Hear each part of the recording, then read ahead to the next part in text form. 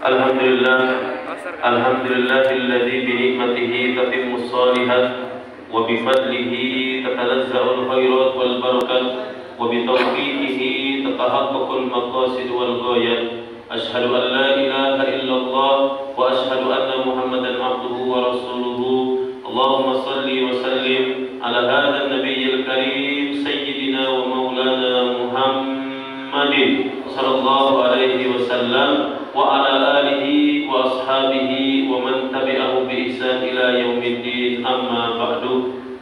Faqad qala Allah ta'ala fi kitabihil karim, a'udzu billahi minasy syaithanir rajim, bismillahirrahmanirrahim. Syahrul ramadan alladzi unzila fihil qur'an hudan linnas wa bayyinatin minal huda wal furqan. Wa qala aidan inna anzalnahu fi lailatul qadr. Wa qala aidan inna anzalnahu fi lailatin mubarakah. وقال النبي صلى الله عليه وسلم في حديثه اقرأوا القرآن فإنه يأتي يوم القيامة شفيعا لأصحابه. وقال أيضا المكتوب في القرآن. وقال الرسول يا ربي إن قوم اتخذوا هذا القرآن مهجورا. صدق الله العظيم وصدق رسوله النبي الكريم ونحن على ذلك من الشاهدين والشاكرين والحمد لله رب العالمين. أوصي نفسي وإياكم بتقوى الله فقد فاز المتقون. ربي اشرح لي صدري ويسر لي أمري واحلل عقدة من لساني يفقهوا قولي. سبحانك لا علم لنا إلا ما علمتنا إنك أنت العليم الحكيم. اللهم اجعل أول هذا اليوم صلاحا وأوسطه فلاحا وآخره نجاحا. اللهم اجعل جمعنا هذا جمعا مرحوما واجعل تفرقنا من بعده تفرقا معصوما. آمين آمين يا رب العالمين. Yang terhormat Ketua DKM Masjid Ar-Rayyan beserta jajaran pengurusnya, yang terhormat hadir pula di sini Ketua Forum Komunikasi Masjid dan Mushola Bapak Haji Mirza Duyawan, para RT RW, para alim ulama, imam, bilal, bapak ibu-ibu, insyaallah kita semua dirahmati Allah Subhanahu wa taala. Amin ya rabbal alamin. Puji dan syukur mari kita panjatkan kehadirat Allah Subhanahu wa taala, minimal dengan kita berucap kalimat tahmid alhamdulillah. Alhamdulillah rabbil alamin. Bapak Ibu sekalian, kita semua sampai hari ini, sampai detik ini, mudah-mudahan sampai akhir Ramadan, bahkan sampai akhir hayat, senantiasa dalam limpahan rahmat Allah Subhanahu wa taala, dalam limpahan taufik hidayah Allah Subhanahu wa taala, dalam limpahan nikmat sehat jasmani, sehat rohani untuk ibadah, untuk amal soleh. Maka kita berdoa berharap mudah-mudahan segala amal ibadah dan segala amal soleh yang kita kerjakan diterima Allah Subhanahu wa taala. Amin amin ya rabbal alamin. Salawat dan salam semoga tercurahkan kepada baginda alam Nabi besar Muhammad sallallahu alaihi wasallam yang telah membawa umat manusia minaz zulumat ila nur wa ila siratal mustaqim.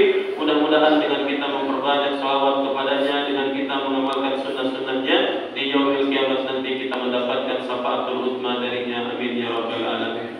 Bapak Ibu jamaah yang dirahmati Allah Subhanahu wa taala, sebelum kita teruskan mengajak kepada yang belum, yang sudah alhamdulillah, mari sama-sama kita biasakan tatkala masuk ke dalam masjid, apalagi pasti kita menetap di masjid lama, dari mulai sebelum Isya, tarawih, witir, ya ditambah lagi dengan sekarang ada ceramah, maka jangan lupakan niat beriktikaf. Mau dilapatkan silahkan, nggak mau dilapatkan silahkan, yang penting di hati ada ikrar kita berniat beriktikaf di masjid. Kalau mau dilapatkan, bismillahirrahmanirrahim, nawaitul i'tikaf fi hadzal masjid lillahi ta'ala. Apa fungsinya? Ini penting dibahas. Apa fungsinya? Kenapa kita harus berniat? Walaupun saya katakan tidak ada syarat melafadzkan niat, betul. Jadi kalau orang sholat, Allahu Akbar, kapan usulinya? Tidak ada syarat melafadzkan niat, tidak ada. Ya, betul tidak ada. Yang penting menetapkan dari hati. Bahkan kadang-kadang yang khawatir sering menjadi bahasa. Yuk sholat jenazah yuk. Apa jawabannya? Tidak bisa niat. Padahal tidak ada syarat melafadzkan niat. Di sini penting. Apa fungsi niat? Kenapa kita duduk di sini beriktikaf harus pakai niat? Fungsi niat diantaranya adalah tufarriq bainal ada wal ibadah. Niat itu membedakan antara perbuatan itu kebiasaan atau ibadah. Ya, Dengan adanya niat kita masuk ke sini, nawaitul i'tikaf, berarti itu ibadah bukan sekedar kebiasaan. Sama seperti, nah ini ketika kita mau berangkat sholat Jumat mandi, kalau kita mandinya niat mandi lil Jumat, mandi untuk Jumat, nanti Idul Fitri, kita lihat mandinya mandi Idul Fitri, kita dapat pahala sunnah. Kalau pakai niat, ya, tapi hati-hati jangan masuk kamar mandi, nawaitul ghusla lil id, nawaitul ghusla, jangan di hati saja. Kalau kita menetapkan niat di hati, maka mandi kita mandi untuk Jumatan, mandi kita mandi untuk Idul Fitri, mandi yang mendapatkan nilai sunnah. Tapi kalau tidak, nggak ada, hanya kebiasaan saja, hanya dapat manfaat, badan kita fresh, segar, tapi tidak dapat pahala sunnah. Ini pentingnya nih niat. Ya, maka duduk di sini sampai nanti selesainya, mudah-mudahan di samping kita tentunya sholat berjamaah, memakmurkan masjid, bersilaturahim, ada tolakul ilminya, maka plus di situ juga ada yang namanya i'tikaf. Dan Bapak Ibu sekalian, ini kan sudah mendekati akhir-akhir ya, 10 hari di bulan Ramadan. Sebetulnya dalam fikih kan tidak ada masjid musola sebetulnya, yang ada itu masjid jami dengan masjid gitu aja. Kan identik di kita di masyarakat kan kalau masjid itu yang dipakai Jumatan, musola yang dipakai Jumatan. Kan pertanyaannya gini, kalau masjid, nah awalnya contohnya, nggak usah ditanya lagi, sah nggak i'tikaf di sini? Sah, sudah selesai, final, ya. Tapi ketika ada yang levelnya itu musola, yang dalam fikih sebetulnya tidak ada harusnya, adanya itu masjid dan masjid jami, ya. Di musola misalkan boleh kita beriktikaf, syaratnya memang ketika di musola tersebut ada azan, ada sholat 5 waktu, sah untuk i'tikaf. Tapi kalau tidak lengkap maka tidak sah. Maka musola-musola kantor yang biasa sholatnya zuhur asar doang kan, nah itu tidak bisa pakai i'tikaf. Ya, tapi kalau di situ itu disebutnya musola, walaupun tidak ada Jumatan, tapi di situ ada 5 waktu azan, ada sholat berjamaah, sah dipakai i'tikaf. Di rumah boleh i'tikaf? Tidak. Ya, tidak sah maksudnya. Gak bisa di rumah niat nawaitul i'tikaf fi hadzal bait, gak bisa. Oh di rumah tapi di kamar diganti nawaitul i'tikaf fi hadhil ghurfah fi hadhil, enggak bisa juga. Tapi memang apakah harus i'tikaf 10 malam terakhir? Jawaban kalimatnya kan ahya lailahu, Nabi menghidupkan malamnya. Boleh dengan i'tikaf di masjid, di rumah juga tidak ada masalah. Yang penting maksudnya malamnya dihidupkan. Ya, main HP bukan dihidupkan main HP, bukan dihidupkan nonton bola. 10 malam terakhir Nabi menghidupkan malamnya tentu dengan ibadah, sampai Nabi membangunkan keluarganya, sampai Nabi mengencangkan ikatan pinggangnya, fokus ibadah kepada Allah Subhanahu wa taala. Jemaah yang dirahmati Allah Subhanahu wa taala, malam ini fokus kita adalah nuzulul Quran. Tadi saya bacakan ayat pertama Al-Baqarah, ya. Syahrul Ramadan alladzi unzila fihil Quran. Bulan Ramadan, bulan diturunkannya Al-Quran. Ya, saya bacakan ayat kedua, Inna anzalnahu fi lailatul qadar. Sesungguhnya kata Allah, kami menurunkan Al-Quran di malam Lailatul Qadar. Ayat yang ketiga Ad-Dukhan, Allah berfirman, Inna anzalnahu fi lailatin mubarakah. Kami turunkan Al-Quran di malam yang penuh berkah. Jadi ada 3 kalimat berkaitan dengan turunnya Al-Quran dalam Al-Quran. Ya, nah, rata-rata di Indonesia umumnya kita memperingati malam 17 Ramadan. Ya, malam 17 Ramadan diperingati sebagai turunnya Al-Quran. Kalau ayatnya Syahrul Ramadan alladzi unzila fihil Quran, ya, maka ini maksudnya adalah awal turunnya Al-Quran dari, nah di sini Bapak Ibu sekalian, dari Baitul Izzah langit dunia ke Nabi Muhammad. Awal turunnya ke Nabi Muhammad di malam 17 Ramadan di Gua Hiro, surat Al-Alaq ayat 1 sampai 5. Namun ternyata sebelum turun ke Nabi Muhammad, turun dulu dari Lauhil Mahfuz ke Baitul Izzah. Maka turunnya Quran itu 2 tahapan. Tahapan pertama turun 1 Quran jumlatan wahidatan, dari Lauhil Mahfuz ke Baitul Izzah, dari Baitul Izzah turun ke Nabi Muhammad sedikit-sedikit. Awalnya di malam 17 Ramadan di Gua Hiro, dan setelah itu terus turun secara bertahap kurang lebih sekitar 22 sampai 23 tahun. Jadi kalau dikatakan bulan Ramadan bulan diturunkannya Al-Quran, betul. Ya, langsung plak 1 Quran dari Lauhil Mahfuz ke Baitul Izzah, dari Baitul Izzah turun ke Nabi Muhammad bertahap hasbal waqa'i, sesuai dengan peristiwa, sesuai dengan pertanyaan yang ditanyakan kepada Nabi Muhammad sallallahu alaihi wasallam. Maka di Quran kita banyak menemukan kalimat yas'alunaka 'anil yatama. Mereka bertanya kepadamu tentang anak yatim. Yas'alunaka madza yunfiqun. Mereka bertanya kepada Muhammad tentang infak. Yas'alunaka 'anil mahid. Mereka bertanya kepadamu, wahai Muhammad, tentang perempuan yang haid. Jadi orang bertanya kepada Nabi Muhammad bertanya kepada Allah, turunlah ayat Al-Quran. Ketika terjadi peristiwa perang Badar, kan Islam menang. Islam menang, dapatlah yang namanya ghanimah, harta rampasan perang. Itu ketika itu sempat Bapak Ibu, sempat terjadi ya desas-desus. Para jenderal mulai sinis, para jenderal mulai suuzon. Jangan-jangan Muhammad dirakus.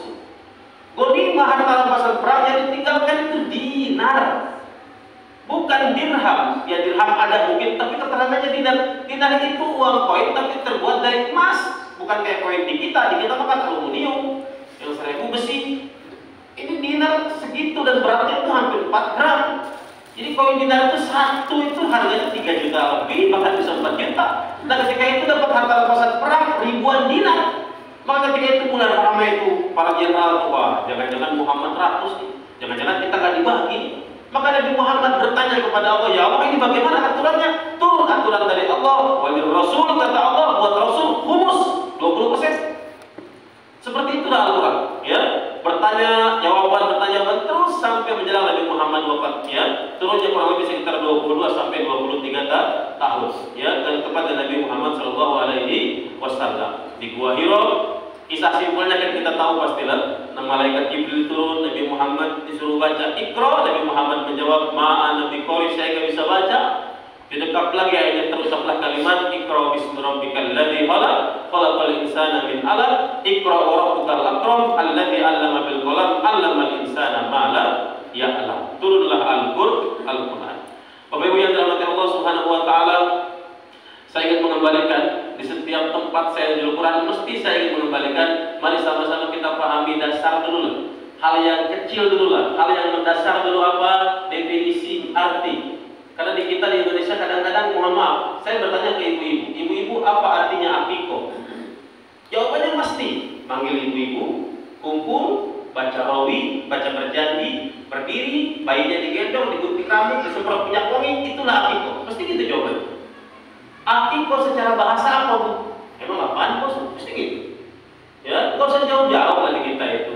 Takjil, ayo. Emang takjil artinya apa? Di pinggir jalan menjual makanan takjil, gitu kan? Mau kemana? Mau jadi takjil? Emang takjil artinya apa? Anjala yu'ajjilu takjil. Takjil itu artinya menyegerakan, bukan makan. Emang begitu? Emang begitu. Cuman biasa di Indonesia sudah terkadung biasa. Datang Idul Adha menjual hewan kurban. Kurban itu bahasa Arab, Pak. Artinya apa kurban? Dekat. Menjual hewan dekat begitu. Emang bahasa aslinya apa? Udhiyah. Dohiyah. Cari di kitab fikih yang berbahasa Arab, bukan bahasa Indonesia ya. Bab kurban enggak ada. Babul udhiyah atau bab dohiyah ya. Cuman di kita sudah terkadung terkenalnya kurban. Dekat mirip dengan kata-kata korban. Begitu mungkin. Ya, sama Al-Quran pun sama. Mari kita kembalikan ke asal kata atau definisi dasarnya. Ma huwa Al-Quran? Apa itu Quran? Ya, karena anak-anak kalau ditanya apa itu Quran, dia ambil Quran. Ini Pak Quran, jawabnya begitu. Ya, Al-Quran adalah firman Allah. Ini yang paling penting. Tetangga kita, saudara kita non-muslim mengatakan firman Tuhan. Bagi kita firman Allah. Semua isi Quran Bapak Ibu sekalian full itu adalah kalamullah. Semuanya firman Allah. Sedikit pun di Quran tidak ada titipan pesanan manusia, tidak ada. Loh, Pak Ustaz, kok di Quran ada ucapan Nabi? Ada. Di Quran ada ucapan malaikat? Ada. Jangan-jangan ucapan Nabi, jangan-jangan ucapan malaikat, jangan-jangan ucapan orang soleh. Ucapan Fir'aun di Quran ada. Jangan-jangan ucapan Fir'aun, ucapan iblis di Quran ada.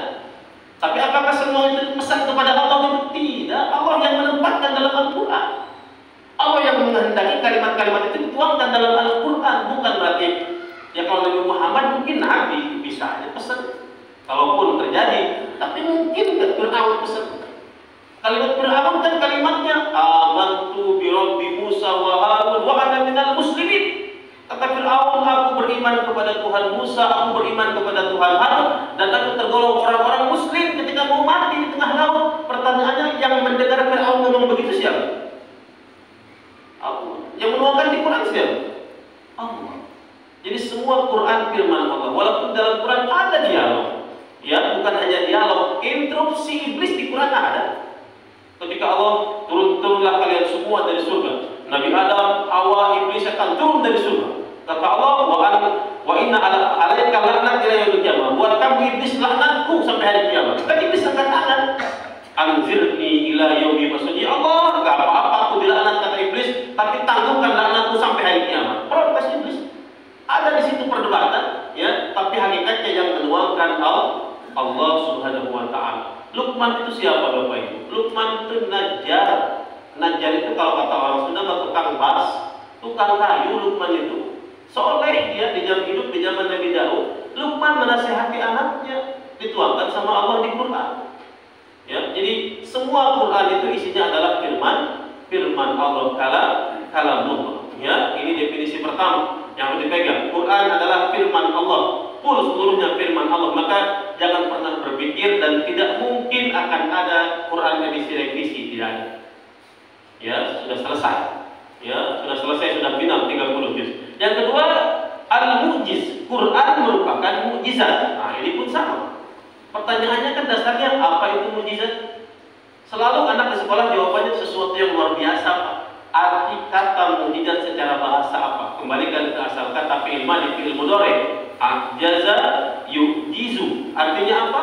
Melemahkan. Itu arti mukjizat secara bahasa. Maka tidak mungkin ada yang bisa menandingi. Kenapa? Dilemahkan. Dan Al-Quran melemahkan semua kehebatan yang ada di alam dunia, bahkan dikatakan sebagai mukjizat yang paling besar, yaitu Al-Quran. Kenapa? Al-Quran tidak lenyap, Al-Quran tidak hilang beriringan dengan wafatnya Nabi Muhammad SAW. Beda dengan mukjizat yang lainnya. Contoh simpel adalah tongkatnya Nabi Musa. Ketika Nabi Musa wafat, tongkatnya udah nggak ada. Jangan cari-cari tongkat Nabi Musa lagi sih. Tadi berpikir buat menanggulangi banjir gitu. Pukul ke laut, ke lautan gitu kan, pukul ke banjir. Ya, tukang batu lagi biasa kan pakai granit ya, pakai granat, pakai apa lagi tuh, ambil tongkat Nabi Musa, idribi asokal hajar, belah gitu batunya, udah enggak ada. Tongkat Nabi Musa hilang dengan wafatnya Nabi Musa. Mukjizat Nabi Isa bisa menghidupkan orang meninggal, bisa mengobati orang sakit, bisa membuat mata yang dari mulai lahir buta bisa melihat. Nabi Isa wafat sudah selesai. Tapi Al-Quran Nabi Muhammad wafat kekal abadi sampai sekarang. Maka dikatakan akbarul mukjizat, mukjizat yang paling besar. Maka isinya, redaksinya, uslubnya, aturan bahasanya tentang di Quran tidak mungkin ada yang bisa nandingi, sekalipun dia orang yang pandai-pandai bahasa Arab tidak mungkin bisa membuat seperti Al-Quran. Allah sudah menantang di Quran, ya. Kata Allah, silakan cari pembantu manusia, jin, silakan kalian bekerja sama, berserikat, cari bantuan kemanapun, bikin seperti Quran satu ayat saja. Kata Allah sudah ditantang di Quran dan tidak mungkin ada yang bisa membuat seperti Al-Quran. Kenapa? Mukjizat, melemahkan hal yang lain, artinya tidak mungkin bisa dikalahkan. Firman Allah yang merupakan mukjizat diturunkan kepada Nabi Muhammad SAW. Bapak Ibu, one and only, satu-satunya manusia yang Allah berikan wewenang menerima wahyu Quran hanya Nabi Muhammad. Maka jangan pernah percaya kalau ada orang ngaku Nabi dapat wahyu sudah selesai 30 juz nggak ada wahyu lagi. Mungkin kalau wahyu din ada, wahyu Diantoro ada, teman saya di Gontrol dulu ada wahyu ini ada. Tapi kalau Al-Quran hanya ke Nabi Muhammad, dan Nabi Muhammad penutup para nabi, nabinya ditutup berarti risalahnya selesai. Kenapa setiap ada nabi palsu ada yang ikut? Ya, macam-macam di Bogor ada nabi palsu, di Gunung Sindur, di Bandung ada, di Balaendah tukang jahit orang Garut ada yang ikut. Mau kemana? Ya, apa yang dikejar bingung saya. Tiap ada nabi palsu ada aja pengikutnya. Masa hal sesimpel itu kan kita sudah tahu khotimun nabiyyin atau khotamun nabiyyin, penutup para nabi Nabi Muhammad selesai, nabinya sudah ditutup berarti risalah itu ditutup, selesai sudah. Nah, kalau kata bahasa pakai di Gontrol, jangan cari juz 31. Udah selesai. Ya, beliau nasihat seperti itu kepada siapa, Pak? Kepada wisudawan anak-anak yang hafal Quran, karena beliau punya pondok tahfidz. Kata beliau, anak-anakku yang sudah hafal 30 juz cukup 30 juz, jangan nyari juz 31. Kenapa? Sudah final turun ke Nabi Muhammad SAW dengan kesalahan. Kok ada manusia sekarang ngaku mendapatkan wahyu dari malaikat Jibril? Ya, sudah meninggal ya. Sudah meninggal almarhumah ya, Lia Eden sudah meninggal. Tapi dia pernah ngaku pakai tongkat menyebuti di pinggir pantai ini, wah, dapat wahyu dari malaikat Jibril. Wahyu tadi Wahyudin ya. Enggak ada, sudah selesai ya. Malaikat Jibril ke Nabi Muhammad sudah selesai. Dan berikutnya Bapak Ibu, ini yang pentingnya saya katakan, al-maktub bil masahib. Quran itu ditulis dalam mushaf. Maka bahasa kita Quran umum di Indonesia bacaan, tapi dalam bahasa Arab yang asli sebetulnya yang ditulis itu yang kita pegang itu adalah mushaf. Kita biasakan bukan bagi saya berniat menghilangkan bahasa Quran, bukan, paling kita tahu. Jadi ketika ada orang bilang mushaf, kita nggak kaget. Kalau Bapak Ibu berangkat umroh, berangkat haji, orang Arab tidak pernah mengatakan Quran. Pasti orang Arab mengatakan itu adalah mushaf. Ya. Oh, kita pemilihannya Quran. Tadi saya bilang, tidak apa-apa. Kita tahu Quran, tapi kita tahu bahasanya itu adalah mushaf. Kita tahu takjil, ya. Tahu takjil itu apa namanya, arti-arti aslinya, walaupun di kita kan umumnya adalah disebutnya makanan. Padahal takjil artinya menyegerakan. Kurban bahasa kitanya Arab aslinya unia. Paling tidak kita tahu bahasa aslinya. Ya, jadi Quran ditulis dalam mushaf. Sekarang banyak mushaf bermacam-macam, ya. Dipermudah dan mempermudah Bapak Ibu. Yang belum paham tajwid dikasih warna-warni, walaupun kadang-kadang pusing juga membacanya. Ya, ada merah, kuning, hijau, biru, ada warna-warni. Oh, saya bisa tajwid tapi berhenti di mana bingung. Ada Quran pokok tidak sekarang ya. Dikasih blok merah, berhenti di sini, nanti pulang lagi dari sini. Udah ada sekarang, dipermudah. Kecuali Quran yang dari Arab, yang kecil dulu dongker tuh, pulang haji, pulang umroh itu agak sulit memang bacanya itu. Kadang-kadang tanda alif hilang, nggak ada memang. Tasdid dalam idgham kadang-kadang tidak ada juga itu, ya, yang kecil warna biru dongker, lembarannya agak berkilat, bagus itu ya. Nah, itu agak sulit memang kalau belum paham tajwidnya. Tapi yang jelas Quran ditulis dalam mushaf, ya. Terus apa lagi? Nah, ini PR-nya, Quran itu dibaca dengan lisan. Quran artinya bacaan, ya maka dibaca. Ya. Nah, sekarang sudah tidak ada Quran kan? Nah, kalau dulu kan suka ada saingan. Baca Quran aja sering, baca Quran jarang. Sekarang kan Quran sudah tidak ada. Ya, kan jelas Quran, ya. Baca Quran. Pak Ustaz, bacaan saya kurang bagus, masih dapat pahala. Asal jangan berhenti terus untuk belajar supaya meningkatkan kualitas bacaan. Bacaan saya salah-salah. Nah, kalau kaitan dengan imam memang lain cerita. Ya, ada aturan. Maka terapkan aturan. Saya terus terang, saya tidak suka ada aturan-aturan yang tidak jelas, apalagi dalam hukum tidak ada. Yang belum nikah tak boleh jadi imam. Aturan dari mana? Ada nggak di masyarakat? Ada kan seperti itu? Ada di masyarakat yang belum nikah tak boleh jadi imam. Imam Syafi'i berapa tahun jadi imam? Ya, ada anak SMP, SMA hafal 30 bacaan bagus gitu ya, tetap tak boleh maju karena belum nikah. Aturan dalam agama tidak ada, kadang-kadang dibikin-bikin. Ya, nggak tahu saya motivasinya apa. Atau sebenarnya nggak mau disalin sama junior gitu sebenarnya. Padahal kata Nabi kan, aqra'ukum li kitabillah. Yang paling baik bacaan, lebih bagus lagi dia punya hafalan. Majukan ke depan, ya. Majukan ke depan, walaupun tentu dikasih nasihat, dikasih arahan, jangan sampai juga berlaku sombong. Seperti itu betul. Cuma jangan sampai ada aturan yang dalam hukum tidak ada, dibikin aturan seakan-akan harus seperti itu, padahal tidak ada aturan. Ya, Al-Quran dibaca dengan lisan dan membaca Quran berpahala, ibadah. Ya, bacaan Al-Fatihah dari Bismillah sampai Waladhdallin berapa huruf? 139 huruf dikalikan 10 kebaikan. Belum lagi baca Yasin, belum lagi baca Rahman, belum lagi baca Al-Mulk, belum lagi baca Al-Kahfi di hari Jumat, maka 1 huruf 10 kebaikan. Hati-hati, jangan terjebak dengan fadilah keutamaan. Memang betul, Yasin ta'dilu nisfal Quran. 1 surat Yasin sama dengan setengah daripada Quran. Surat Al-Ikhlas kulhu sepertiga Al-Quran. Ya, terus ayat kursi seperempat Al-Quran. Tapi jangan terjebak di situ. Kulhu 3 kali tiap hari. Ayat kursi 4 kali tiap hari. Yang penting hatam kan? Enggak seperti itu. Itu setara dengan itu, bukan berarti kita di situ terus ya. Terus tetap tingkatkan kualitas bacaan. Karena Quran itu bacaan, maka dibaca. Ya, dibaca dengan lisan. Yang berikutnya Quran didengarkan dengan telinga. Maka kalau orang baca Quran, dengarkan. Kenapa? Dapat pahala, dapat rahmat. Allah katakan di Quran, ya, fa idza quri'al Quran fastami'u, ketika dibacakan Quran, dengarkan. Ya, dan dengarkannya Allah katakan kalimatnya kalimat istama'a yastami'u. Ya, bukan sami'a yasma'u, suratnya surat si majid, ada tambahan di situ alif cinta. Artinya apa? Dengarkan dengan serius supaya mendapatkan rahmat. Ya, oh berarti boleh Ustaz. Ada yang baca Quran kita duduk sampingnya, Pak yang kenceng Pak. Boleh. Ya, boleh. Ada yang baca Quran, tadarus kita duduk sampingnya. Saya ingin dapat rahmat Pak, baca yang kenceng Pak ya. Boleh, enggak apa. Ya, tapi jangan begitu terus juga. Ya, ambil Quran sendiri baca. Quran dibaca dengan lisan, didengarkan dengan telinga, dan Quran itu dihafal dalam dada. Paling tidaklah kata kasur sampai anas, jangan sampai tidak hafal. Ya, kan sekali-kali mungkin sholat di rumah berjamaah, kuliah deui, kulhu deui, kuliah deui, kulhu deui. Tong eta wae maksudnya, digantilah kata kasur dengan bacaan yang tartil, yang jelas, yang benar, ya.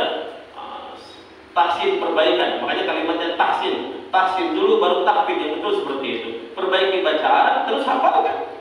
Ya, kebiasaan-kebiasaan yang saya sedikit-sedikit mulai. Anak-anak ketika hafalannya asal hafal, wal asri inna. Kalau TK nggak apa-apa, TK oke lah, kita toleransi. Tapi kalau naik SD apalagi SMP ya jangan begitu lagi hafalannya. Wal asri inna itu kan salah, Pak. Emang bisa? Wal asri inna nggak bisa. Wal asri in nggak bisa dipanjangin roknya kalau saya buka. Nggak bisa. Wal asri inna nggak bisa. Wal asri in depan dalam tarif. Kalau depan dalam tarif nggak mungkin ujungnya ada domir, mustahil. Ilmu nahwu itu masuk. Ya, diperbaiki bacaan. Ya, jadi jangan sekadar hafal, upayakan bacaan baik. Karena saya punya murid kelas 8 sekarang. Di sekolah, hafal juz 30, hafal juz 30. Dari mulai anak sampai anak hafal, saya buka takbir bingung dia. Baca, nggak bisa. Loh, hafal juz 30, hafal dari anak sampai anak hafal nih. Tapi saya buka surat lain yang panjang-panjang, Al-Kahfi, Maryam, bingung dia. Saya bilang, kok begini ya? Ya, memang kadang-kadang zaman sekarang, mohon maaf, targetnya hafal, tapi tahsin kurang. Maka Syekh Ali Jamil Al-Marhum ketika mendirikan atau acara di PCTI Hafidz Indonesia, saya bilang kan dikarantina dulu karena beliau ketika itu kaget pertama kali dibuka Hafidz Indonesia yang daftar banyak, satu anak hafal 20, 30 juz, 25 juz, banyaknya hafal. Ketika dites bacaan, kok acak-acakan. Dikarantina 6 bulan, jadi yang tampil di TV itu anak yang memang sudah jadi. Karena banyak yang hafal tapi kadang-kadang juga secara bacaan kurang bagus. Ya, harus betul-betul benar bacaannya, jangan sampai asal-asal. Ya, inna a'tainakal kautsar fasholli li rabbik. Jangan. Fasholli li rabbik, enggak bisa fasholli li rabbik. Ya, di sekolah dulu kalau mau pulang, istaitu iqra'u surah wal asri. Enggak ada surah wal asri. Surah Al-Asr ayat pertamanya wal asri.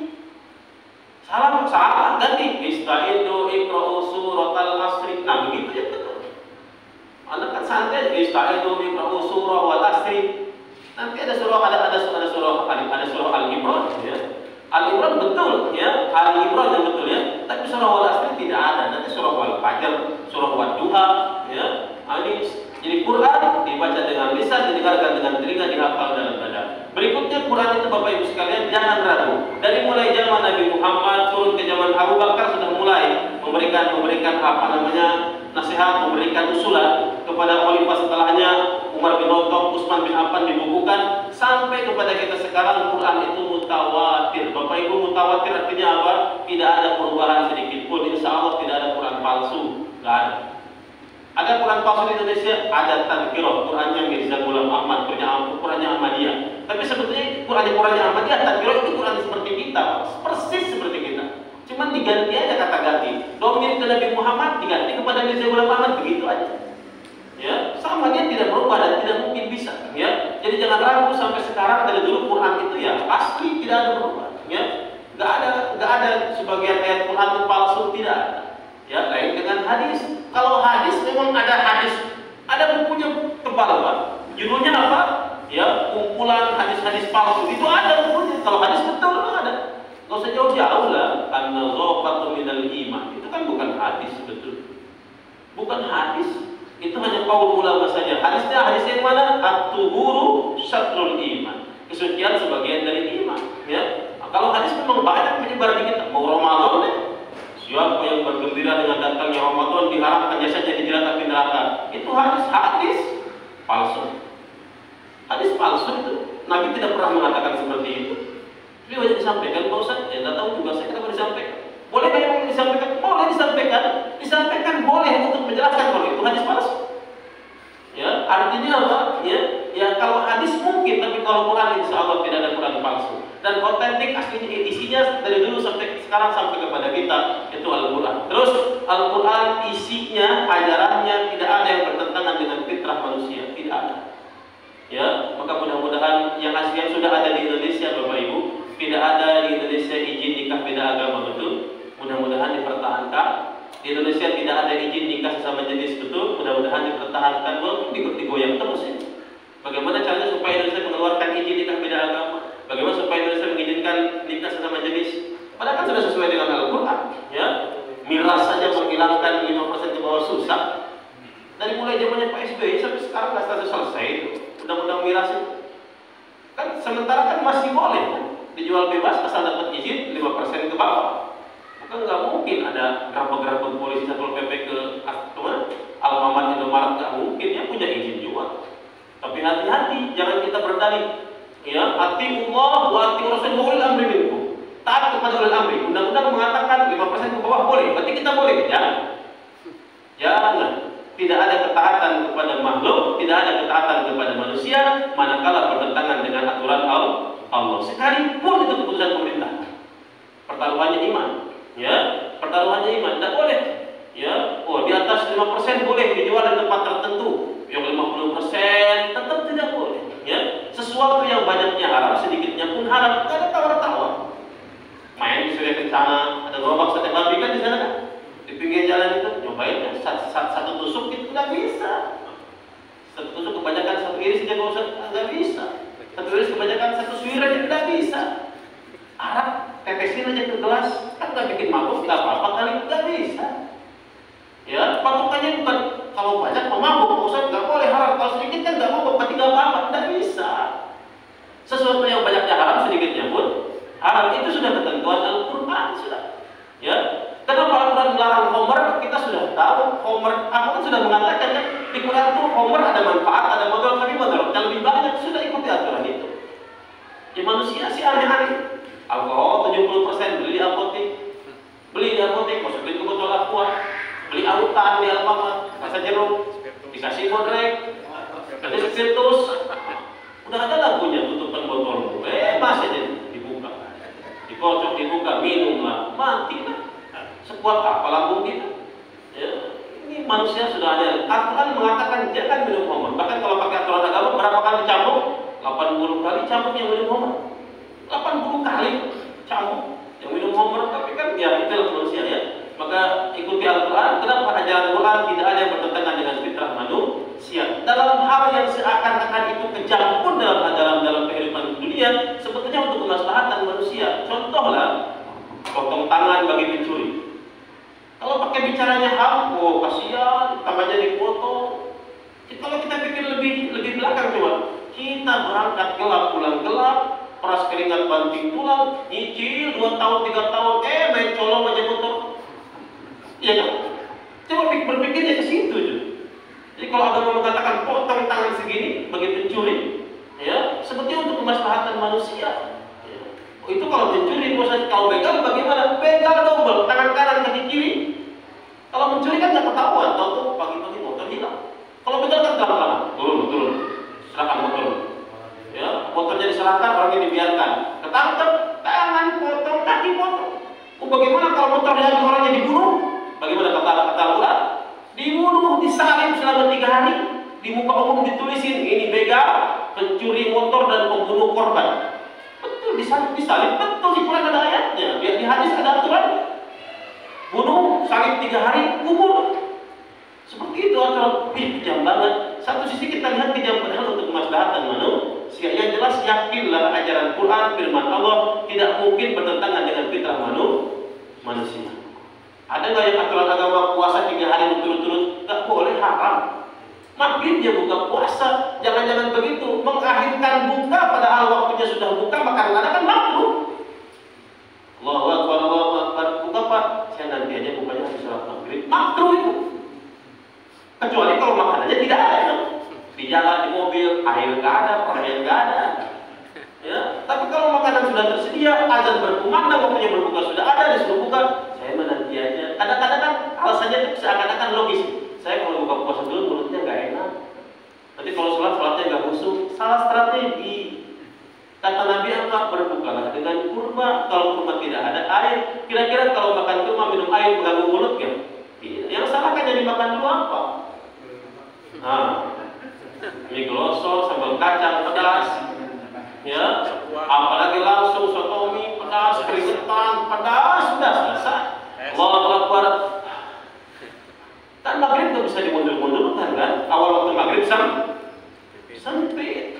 Saya tidak tahu di sini, saya belum pernah buka di sini. Ya, jangan lama-lama. Muazin mau makan, dulu belum habis, jangan begitu kalau maghrib. Subuh maghrib nggak bisa ditoleransi, lain kalau zuhur, asar, isya dimundurkan tidak ada masalah. Tapi kalau maghrib bisa subuh, kenapa? Awal waktu maghrib sempit. Maka saya menasihati kepada pengajian dimanapun sebelum Ramadan saya sampaikan juga di sana kan. Waktu Islam ya. Pokoknya targetnya setelah buka puasa batalkan puasa, kejar dulu awal maghrib jangan sampai hilang. Jangan satu diambil sunnah menyegerakan berbuka, sunnah berjamaah ditinggalkan. Jangan sampai seperti itu. Ya, insya Allah di sini tidak. Baik, ujungnya Al-Quran adalah membacanya adalah ibadah. Tapi tidak mata Allah Subhanahu Wa Taala, coba saya ulang sedikit. Al-Quran adalah firman Allah yang merupakan mukjizat, ya, diturunkan kepada Nabi Muhammad SAW melalui perantara malaikat Jibril, ditulis dalam mushaf, dibaca dengan lisan, didengarkan dengan telinga, dihafal dalam dada, sampai kepada kita dengan mutawatir, tidak ada perubahan sedikit pun, sesuai dengan fitrah manusia di setiap zaman dan membacanya adalah ibadah. Ini Al-Quran. Berikutnya, bagaimana sikap kita kepada Quran? Tentu yang paling pertama adalah pelajari Quran. Coba Bapak Ibu, Allahu Akbar. Pertama kita mau baca Quran ya, pelajari pertama apa? Makhraj. Makhraj ada 5. Al-Jawf, Al-Lisan, As-Safataini, Al-Huisu. Dari 5 makhraj dipecah lagi jadi 21. Oh, itu makhrajnya cara mengucapkan huruf ya. Setelah itu ada lagi karakter huruf, sifat huruf. Sifat huruf ada berapa? Ada 19. Ada sifat huruf yang berlawanan, ada sifat huruf yang tidak berlawanan. Ada hamzah, syiddah, rohawah, istilah, istifal, ismat dan lain sebagainya. Iya, memang. Kita mau menyebutkan huruf aja ada makhraj, ada sifat. Kalau makhraj tempat keluarnya huruf, kalau sifat karakter huruf. 19 ditambah dengan 21. Nah, itu terus sekarang sudah bisa mengucapkan panjang pendek tajwid. Hukum nun sukun dan tanwin, hukum mim sukun, alif lam tahrif, ya, gunnah, mad dan lain sebagainya. Belum lagi waqaf, ya. Belum lagi waqaf dibagi lagi. Wah, panjang, ya. Itu panjang pendeknya. Oh, masuk ke dalam harokatnya a i u, masuk kepada ilmu nahwu, masuk kepada ilmu sharh. Tafsirnya masuk lagi kepada balaghah, bayan, ma'ani, bari. Kenapa kita baca ana al-lail wa atrafan? Nah, kenapa buat lain ana, buat lain ana, buat malam, buat siang atrafan? Itu namanya sastra Arab. Padahal ana dengan atrafan artinya sama. Ya, itu banyak yang perlu kita pelajari baru baca Quran. Ya, sekolah Pak Ustaz sudah tua Pak Ustaz, ya belajar terus. Meningkatkan kualitas bacaan, jangan sampai kualitas bacaannya menurun. Yang ada adalah tingkatkan. Ya, Bapak Ibu, oh Ustaz saya sudah tua, kesempatan belajar tidak selalu ada. Jangan sampai merasa oh ada waktu, bisa sebetulnya. Ya, oh yang sudah punya anak, ajarin anak-anaknya membaca Quran.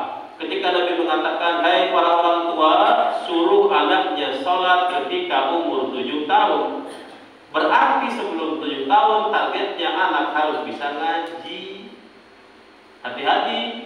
Mohon maaf, saya bukan mengkritik, saya bukan menyalahkan, cuma mungkin penerapannya. Saya kurang setuju ketika ada orang menerapkan 6 SD, Iqra 6. Saya tidak setuju. Kelamaan. 6 SD, Iqra 6, kelamaan. SMP baru Quran itu, oh telat. Zaman dahulu enggak, zaman dahulu tamat SD udah hafal Quran. Zaman sekarang kadang-kadang ada identik seperti itu, seakan-akan Iqra 6 itu 6 SD. Oh, nggak bisa, harusnya Iqra 6 itu 2 SD selesai, 1 SD bahkan selesai, 2-3 SD sudah Quran, SMP itu sudah mulai agak susah belajarnya Pak anak. Ya, sampai sekolah-sekolah yang full day saja itu tidak bisa concern mendidik Al-Quran. Kita kan cari sekolah-sekolah full day yang berangkat pagi pulang sore, maksimal nggak mendidik Quran, nggak maksimal ya saya. Ya, harus ada khusus anak diajarin ngaji, dibenarkan panjang pendeknya, dikasih tahu tajwidnya, ya, sampai betul-betul anak bisa ngaji.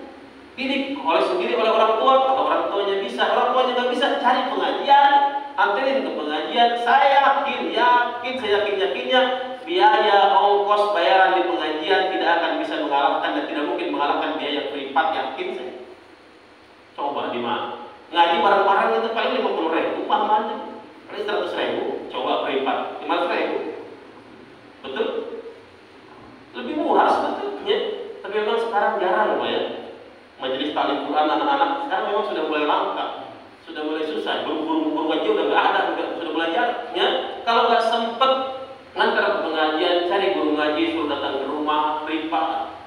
Saya selalu mengatakan seimbangkanlah. Jangan sampai anak hanya tahu dan hanya bisa psikomotoriknya, dia pandai itu pandai ini, ya. Ketika dia tidak bisa baca Quran, merasa ada yang kurang lah.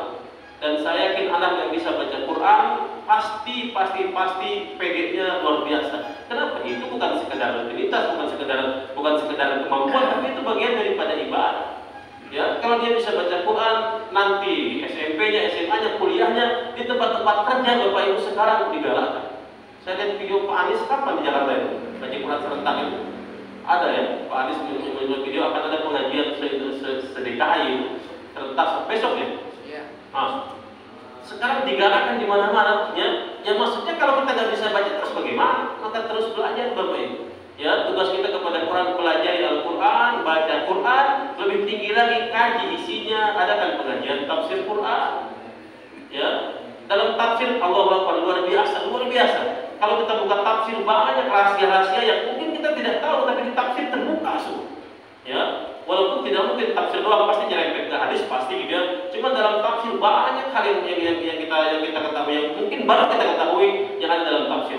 Surat dari mulai coba dikaji terus. Nanti isinya amalkan dalam kehidupan sehari-hari. Nabi mengatakan siapa yang Qur'annya dijadikan sebagai tuntunan imam di depan, artinya apa? Apa kata Quran itu kata kita.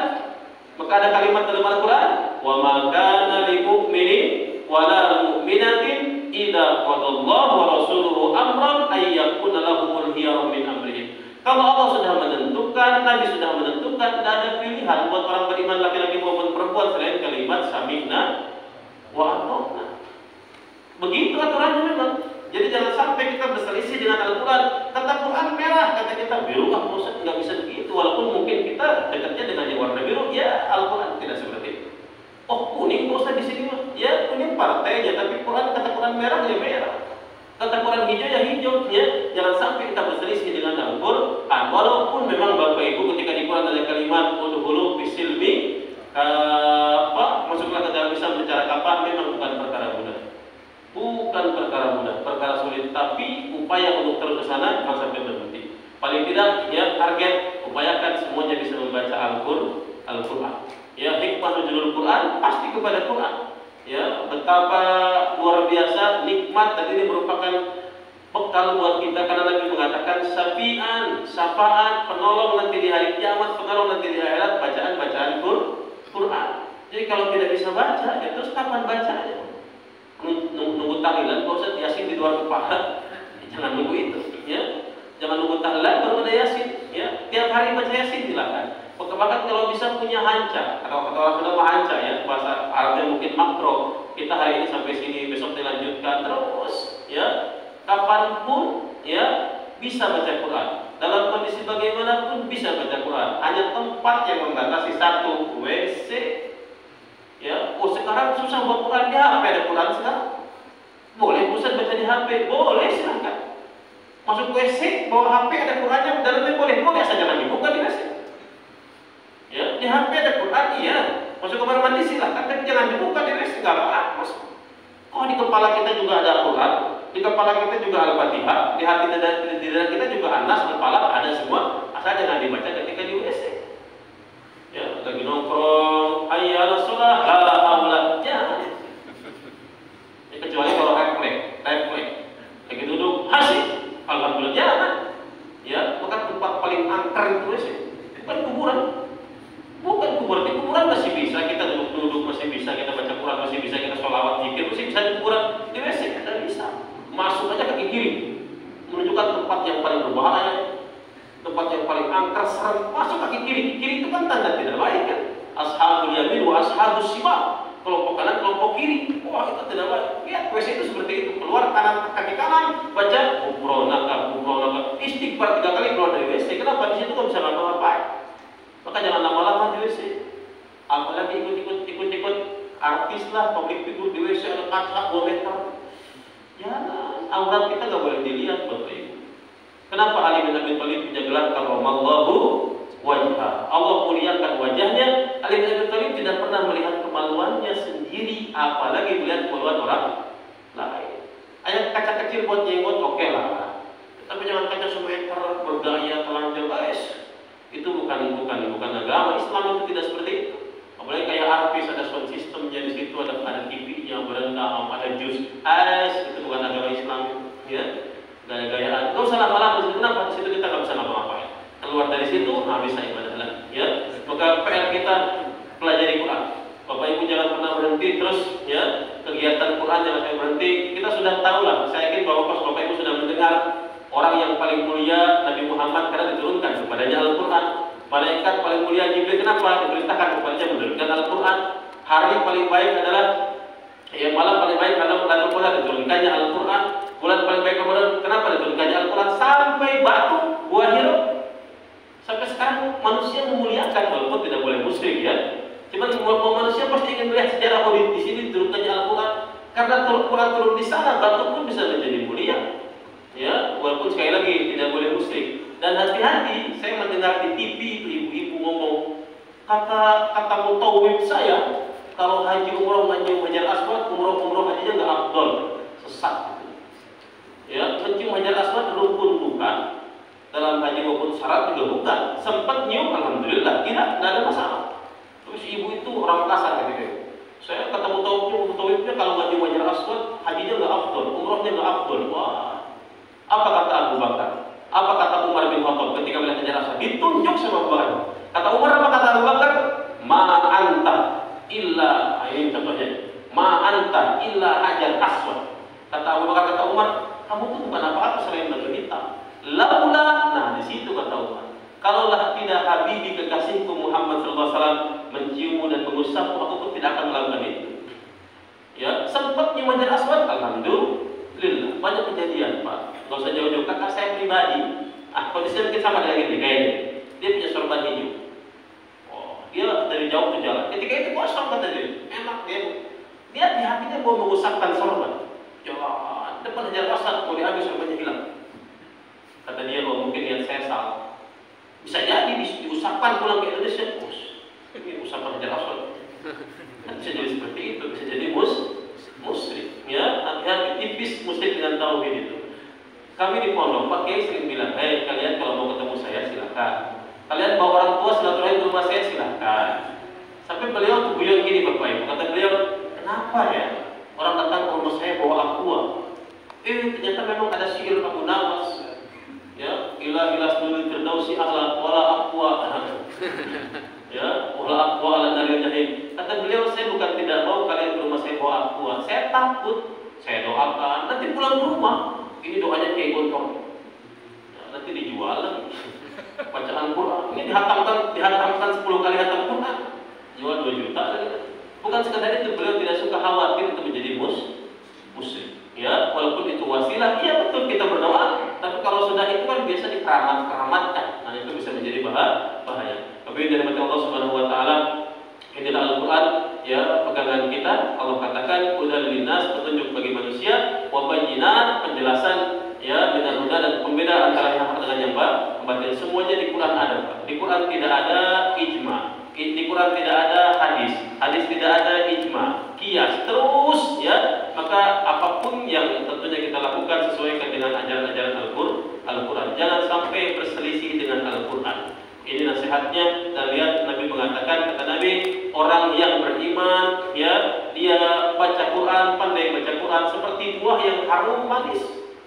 Orang beriman tidak baca Quran seperti kurma. Kurma itu gak ada baunya walaupun manis. Kecuali kalau ditempelkannya 2 cm di hidung pasti kecium. Coba 1 meter depan kita, kurma gak kecium baunya. Itu perumpamaan orang beriman yang tidak baca Quran. Maka nasihat saya pribadi, buat pribadi saya, buat Bapak Ibu sekalian, mari sama-sama kita jadi keluarga kita ada keluarga yang bisa membaca Al-Quran. Barang langka, Pak. Barang langka, Bapak Ibu. Saat ini anak SD bisa baca Quran lancar, ya. Coba bayangkan anak bapak, anak ibu bisa baca Quran. Setiap dia baca sampai pahalanya ke bapak ke ibu. Bayangkan ketika bapak ibu nanti meninggal, sudah terwujud kain kapan, anaknya sampingnya bacain Yasin, anaknya sampingnya bacain Al-Mulk, ya. Ketika sudah di alam kubur, orang anaknya di rumah bacain Quran, ya Allah, ya, sampai kalimatnya yang sering diucapkan apa? Allahumma ij'al wa ausil sawaba ma qaranahu hadiyatan li. Ya Allah, jadikan yang saya baca sebagai hadiah buat orang tuaku yang sudah meninggal. Itu boleh Pak Ustaz?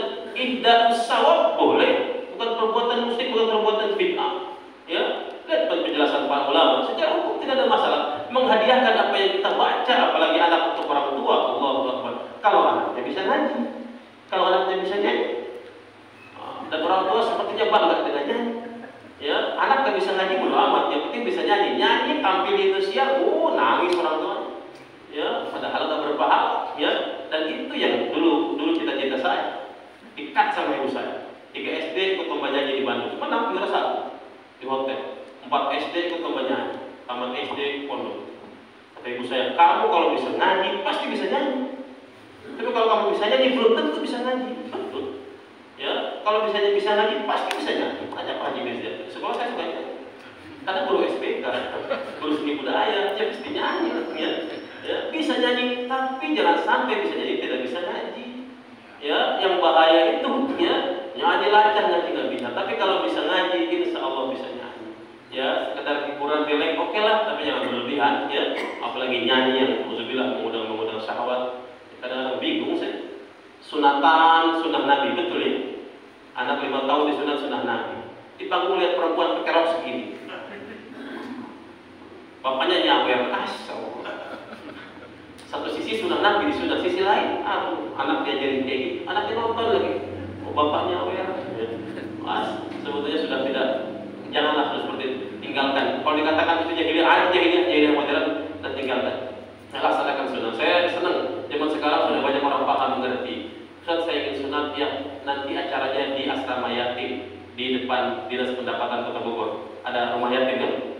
Jadi sunatnya disunat di Ciledeg, sembuh ke sana bawa McD 1 kardus nasi, anak yatim dibawa ke sana main tarawih di sana, berbagi sama anak yang di situ sama anak yatim, makan pulang selesai. Ya, selesai sunnah dapat. Ya tidak emang nggak boleh Ustaz bikin tenda? Boleh. Tapi kalau bikin tenda ada biduan, pakai baju ketat dan lain sebagainya. Apa yang diajarkan kepada ya? Ini hal-hal seperti saya mengajar, jangan sudah. Gimana tuh? Ya sudah, jangan sampai begitu lagi. Jangan sampai kan gitulah pokoknya jangan dilakukan, itu tidak baik ya. Pokoknya perbanyak baca Al-Quran, ajari Quran, pelajari Quran, insya Allah tidak hanya di dunia kita mendapatkan keberkahan, sampai hari kiamat kita mendapatkan syafaat nanti di hari kiamat daripada bacaan Quran. Bacaan Quran kita di dunia sampai ke hari kiamat dan sampai kepada kita nanti dan akan menjadi makhluk. Kata Nabi kan, makhluk itu akan mengatakan, ya Allah, izinkan aku menjadi syafaat untuk orang ini, karena orang ini ketika di dunia membaca Quran. Kata Allah, silahkan. Ya, maka kembali kepada Al-Quran. Ya, biasakan dan jadikan rumah kita rumah yang di situ ada bacaan Quran. Bapak belum bisa ngaji, belajar. Ibu belum bisa ngaji, belajar. Yang punya anak nih, mumpung masih kecil anaknya, ajarin anaknya bisa ngaji. Kalau menurut saya final, baca Quran, sholat ini sudah final, nggak bisa diganggu. Ya, jangan sampai fokus kepada dunia, tapi agama ditinggalkan ya, sehingga mudah-mudahan ketika nanti kita sudah tidak ada anak bacaan Quran, anak bacain Quran, pahala sampai kepada kita. Sudah menjadi jariah daripada bacaan Quran anak. Jemaah yang dirahmati Allah Subhanahu wa taala, saya kira demikian yang dapat kami sampaikan. Mohon maaf tadi saya menjadi imam, kalau kecepatan mohon maaf, kalau kurang cepat mohon maaf. Karena nggak ada request. Kalau ada request, saya nggak cepat, saya cepetin lagi. Kalau nggak ada request gitu ya. Dan bisa aja disingkat-singkat. Wallahu a'lam. Bismillahirrahmanirrahim. Yasin wal Qur'anil Hakim. Allahu Akbar. Sah secara hukum. Sebut saya khawatir aja. Wal asr. Allahu Akbar. Khawatir anak-anak ketawa. Kalau ketawa doang di masjid oke. Nanti pulang ke rumah cerita teman-temannya. Kocak tuh imam tuh. Nanti ke sekolah cerita lagi. Di masjid gua kita rawanya kenapa? Imamnya salah. Cerita ke orang lagi. Karena dia belum mengerti. Walaupun secara hukum itu sah. Tapi ya dan Bapak Ibu perlu diperhatikan. Inna anzalna yang tadi saya contohkan itu kebiasaan saja. bukan hukumnya. Jadi kalau imam tidak baca seperti itu boleh nggak apa. Pokoknya kalau sudah mustaqbilal kiblati makmuman sudah ikuti imam begitu. Dengan protes. Ya kalau kita mustaqbilal kiblati makmuman, imamnya gini lagi, pulang aja kalau gitu batal jamaahnya. Pokoknya kalau sudah berjamaah tuh ikuti imam gitu. Jangan langsung buru-buru protes juga. Imam baca amma yatasaalun, jangan-jangan cuma 5 ayat yang dibaca. Nanti idza waqa'atil waqi'ah, waduh 90 ayat. Jangan-jangan cuma 3 ayat. Idza waqa'atil waqi'ah laisa liwaqatiha kadhiba khafidatur rafi'ah. Allahu akbar. Apa udah pulang enggak jadi? Yes. Ya, walaupun secara hukum sah. Tapi mudah-mudahan mohon maaf izin kepada para imam. Yes. Ustaz sekalian imam oke lah. Bismillah alhamdulillah bisa mengimami di sini. Mohon izin kalau ada yang salah atau ada yang kurang. Kalau kurang berkenan ya mungkin dapat kami sampaikan. Mudah-mudahan bermanfaat buat kita semua. Mudah-mudahan sekali lagi Allah senantiasa melimpahkan kepada kita taufik, hidayah, nikmat sehat jasmani rohani sehingga istiqomah kita ibadah, istiqomah kita di jalan Allah, istiqomah kita dalam kebaikan, hal-hal yang sudah kita kerjakan ibadah amal soleh sampai saat ini diterima Allah Subhanahu wa taala. Amin ya rabbal alamin.